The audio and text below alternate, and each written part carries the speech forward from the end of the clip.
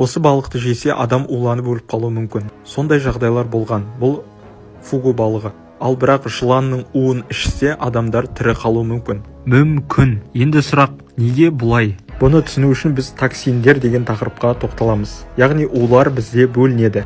Мысалы, қанға әсер ететіндер миға, бауырға, жүрекке және тағы басқа түрлері бар. Нақты жыланның уы бұл қанға әсер етеді. Сол үшін адамдар өліп кетуі мүмкін. Токсиндердің сондай түрін біз гематотоксин деп атаймыз. Жыланнан шығатын улар мысалы. Сұйық қанды қоюландырып жібереді. Кардиотоксиндер жүрекке зиянды әсер ететін улар. Содан адам өліп кетуі мүмкін. Нефротоксиндер бүйрекке әсер ететіндер. Бауырды улайтындар.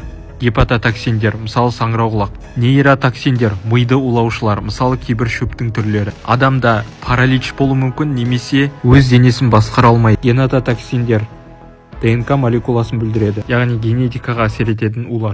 Осы видеоны көріп отырғандар менің парақшамды келесіде көрмеулеріңіз мүмкін. Сондықтан парақшаға кіріп тіркеліп алайық. Пайдалы ақпараттар үйреніп отырасыз осылай оңай.